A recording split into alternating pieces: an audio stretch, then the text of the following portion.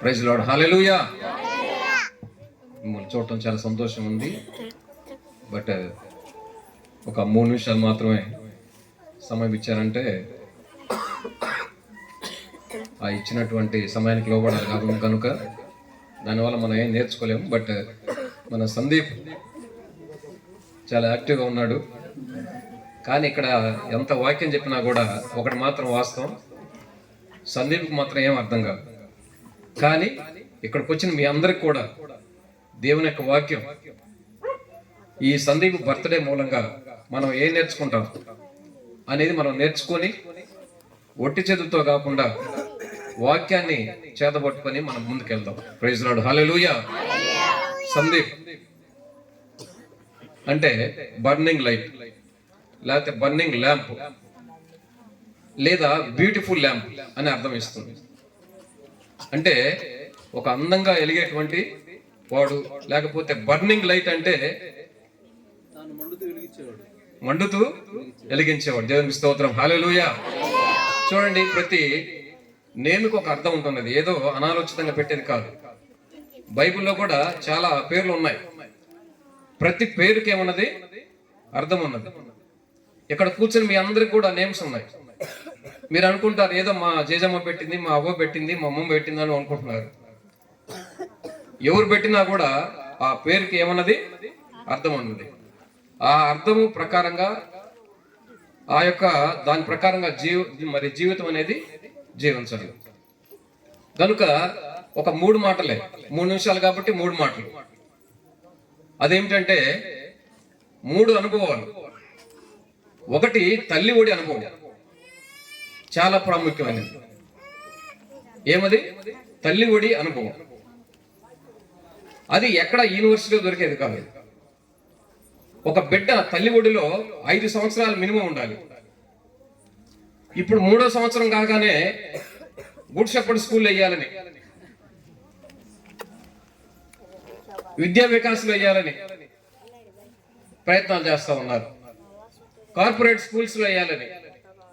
ఎన్నో సంవత్సరంలో అంటే తల్లి ఒడిలో నుంచి క్రమక్రమంగా బిడ్డ దూరం అవుతూ వస్తున్నాడు. తల్లి ఒడిలో ఉన్నటువంటి ఆ యొక్క వెచ్చదనం కానీ, తల్లి ఒడిలో ఉన్నటువంటి ఆ యొక్క ప్రేమ కానీ బిడ్డ ఏం చేయాలి? పొందుకోవాలి. ఆ తల్లి ఒడిల యొక్క అనుభవం చాలా గొప్పది. మీకు అందరికి తెలుసు, జాన్ వెస్లీ మెథడిస్ట్ చర్చి వ్యవస్థాపకులు. ఆమె తల్లి సూసన్నం, ఆమెకి 22 మంది పిల్లలు. ఎంతమంది? 22 మంది పిల్లలు. మీరందరూ అనుకుంటున్నారు అమ్మో 22 ఎట్లా సాగిందని. అయినా కూడా ఆమె మరి జాన్ వెస్లీ గారికి మంచి అనుభవాలు నేర్పించి, ఆ రోజుల్లో కమ్యూనిస్టు అంటే దేవుడు ఎవరో తెలియనటువంటి పరిస్థితిలో ఉన్నటువంటి ఆ యొక్క మరి ఉద్యమాల్లో జాన్ వెస్లీ గారికి దేవుని గురించి సువార్త చెప్పి తన యొక్క కుమారుణ్ణి దేవుని వైపు త్రిప్పి దేవుని యొక్క బాటలో నడిపించింది. ప్రైజ్ లార్డ్, హల్లెలూయా. కాబట్టి రెండవదిగా చదువుల బడి. మొట్టమొదటిగా అమ్మ ఒడి, రెండవది చదువుల బడి. పిల్లలకి ఏముండాలి? చదువు కూడా ముఖ్యమే. ఈరోజు 500 కూలి వస్తుందని చెప్పేసి పిల్లల్ని ఎక్కడ తీసుకుపోతున్నారు? కోసేది మళ్ళీ మీరే, ఊరికి అట్లా పట్టణంలో ఉంచుతారు, మొత్తం మీరే లాగేస్తారు అవి. కాబట్టి రెండవది ఏంటంటే చదువులు బడి. అంటే ప్రతి వాడు విద్య అనేది అవసరం. విద్య లేని వాడు ఇంత పశువు. బలరాం చూస్తే నాకు చాలా సంతోషము. ఆ 2 చిన్న బిడ్డల్ని కార్పొరేట్ స్కూల్స్ లో చదివిస్తున్నాడు, స్తోమత లేకపోయినా. ప్రైజ్ లార్డ్, హల్లెలూయా. వాస్తవంగా ఆయనకు స్తోమత లేదు, కూడక పెట్టుకోవడానికే స్తోమత లేదని చెప్పినాడు. అలాంటిది ఫీజులు సుమారు ₹1,00,000 దాకా కడుతున్నాడు. దేవునికి స్తోత్రం. గనుక చదువులు బడి అనేది అవసరం. పుట్టిన ప్రతి వానికి మనం ఏమి ఇప్పించాలి? తల్లిదండ్రులుగా చదువు అవసరం. మూడవదిగా, నాకు ఇచ్చిన సమయాన్ని కుదిస్తూ, మూడవదిగా దేవుని గుడి. మూడవదిగా ఏంటిది? దేవుని గుడి అనే అనుభవం అంటే అవసరం. దేవుని గుడి అనగానే ఇక్కడ ఏదో రామాలయం గుడి కాదు, దేవుని గుడి అదేదో కాదు, దేవుని మందిరం. ప్రైజ్ లార్డ్, హల్లెలూయా. అనగా దేవుని మందిరానికి తల్లిదండ్రులుగా మీరేం చేయాలి? బిడ్డల్ని ప్రతి ఆదివారం క్రమం తప్పక ఎప్పుడు ప్రార్థన ఉంటే అప్పుడు మీరు తీసుకొని దేవుని మందిరానికి బిడ్డలను తీసుకొని రావాలి. చాలా మంది చూడండి పిల్లల్ని పట్టించుకోరు, మీరే దేవుని మందిరానికి వస్తూ ఉంటారు. కనుక బైబిల్ గ్రంథంలో చాలా వచనాలు ఉన్నాయి. ముఖ్యంగా ద్వితీయోపదేశకాండం 6వ అధ్యాయం 6 నుంచి 9 వచనాలు చదవాల్సిన పని లేదు. సామెత గ్రంథంలో బాలుడు నడవలసిన త్రోవను వానికి నేర్పుము.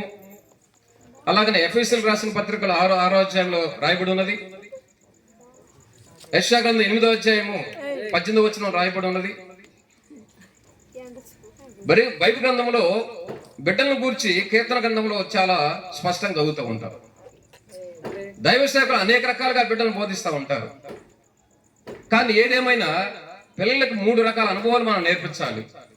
ఒకటి తల్లి ఒడి. బిడ్డల్ని ఎప్పుడు కూడా, ఇప్పుడు ఆమె చూడండి ఎక్కడ పడుకోబెట్టింది చూడండి, తల్లి ఒడిలో ఉన్నాడు. ఎంత హాయిగా ఉన్నాడు, పరలోకంలో ఉన్నట్టున్నాడు అబ్బాయికి. దేవుని స్తోత్రం కలుగును గాక, హల్లెలూయా. రెండవదిగా చదువులు బడి. మూడవదిగా దేవుని గుడి. ప్రైజ్ లార్డ్, హల్లెలూయా. నా మందిరం సమస్త జనులకు ప్రార్థనా మందిరం అనబడుతుందని బైబిల్ గ్రంథం తెలియజేస్తుంది. నేను అన్ని కుటుంబంలో పుట్టినా కూడా నా బిడ్డలకు అదే నేర్పించాను. ఒకప్పుడు అన్నిల యొక్క గుడికి వెళ్ళాం, కానీ ఇప్పుడు దేవుని మందిరంలో పచ్చని ఒలివ చెట్టు వలె దేవుడు మా కుటుంబాన్ని నాటాడు. ప్రైజ్ లార్డ్, హల్లెలూయా. మా కుటుంబమే కాదు, ఇక్కడ కూర్చున్న ప్రతి కుటుంబాన్ని కూడా దేవుడు మరి పచ్చని ఒలివ చెట్టు వల్ల ఈ నూతన సంవత్సరంలో ఇంకా మరి సమృద్ధమైనటువంటి ఆశీర్వాదాలతో నింపబడును గాక. ప్రైజ్ లార్డ్, హల్లెలూయా.